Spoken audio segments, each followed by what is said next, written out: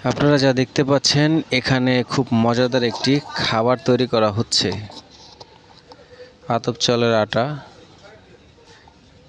তার সাথে আদা, চিনি, লবণ, নারিকেল, এই সব কিছু মিক্সার করে খুবই মজাদার একটি খাবার। বিশেষ করে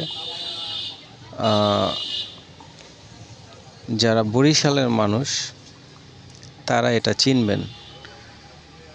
অন্য জায়গার মানুষেরা এই খাবারটা সম্পর্কে তাদের আইডিয়াটা কম।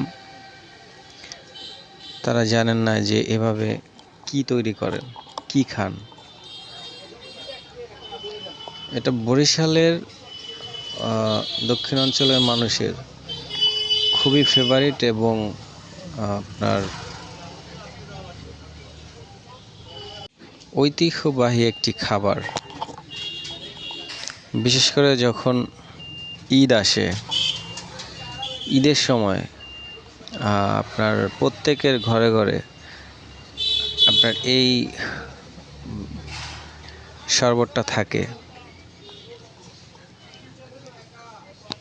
এটা আমিও অনেক খেয়েছি, খুবই সুস্বাদু। এটা যারা খান নাই তারা হয়তো বা বলতে পারেন যে এভাবে শরবত কেমন লাগে।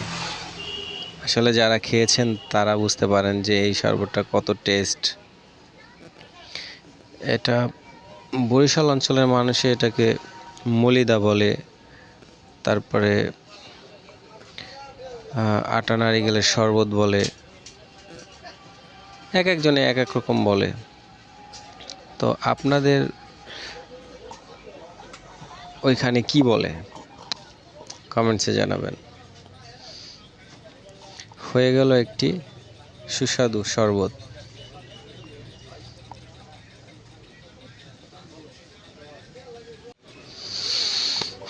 বাড়িতে মেহমান আসলেও অনেক সময় এটা শরবতটা বানানো হয়।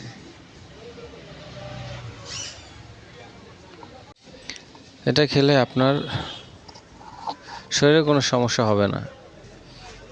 যারা হঠাৎ খান হয়তোবা তাদের একটু প্রবলেম হতে পারে, কিন্তু বেসিক্যালি এটার সাথে যারা অভ্যস্ত আছেন তাদের এটা যদি পর্যাপ্ত খায় তারপরেও কোনো সমস্যা হবে না। গ্রামগঞ্জের এরকম অনেক খাবার আছে যা এখন বিলুপ্তির পথে, তারপরও গ্রামের মানুষ এখনও সে ঐতিহ্য ধরে রেখেছে।